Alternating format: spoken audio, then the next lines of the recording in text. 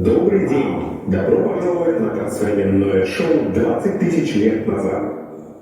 Меня зовут Юн, и я живу в каменном веке. Это за 20 тысяч лет до вас. Что это значит? Вот смотрите, у вас есть родители, они для вас предыдущее поколение. Родители ваших родителей – предыдущее поколение. Отмотайте назад 500 поколений, и это будет наше время.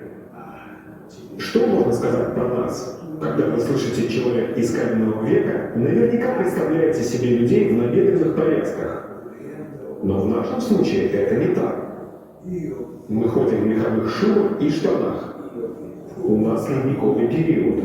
Средняя температура ниже вашей на 7 градусов. Наше лето примерно как ваша поздняя осень, а наша зима как зима в вашей Якутии.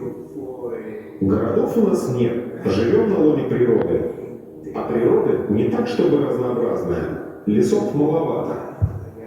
Но все же в речных долинах растут ель, сосна, кустарниковая береза, можжевельник. Под ногами мох, подорожник, цикорий, осока и прочие травы-цветочки. На возвышенностях тундра, покрытая фирном. Фирн – это снег, который под собственной тяжестью за много веков стал твердым, почти как лед. А живем мы вот в таких жилищах.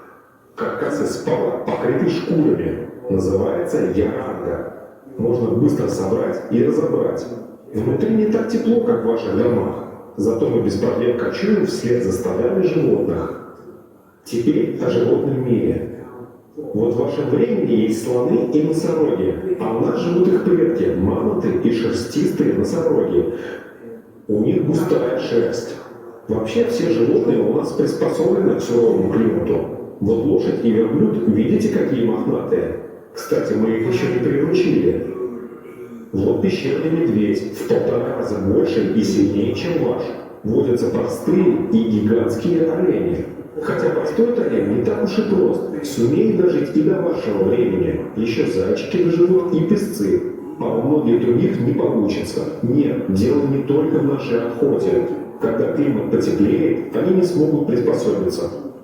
Недавно я шел за стадом мамонтов и обнаружил удивительную пещеру. Мне захотелось нарисовать на ее стенах животных. Целый день пришлось потратить на изготовление краски. И вот как получилось. Смотрите.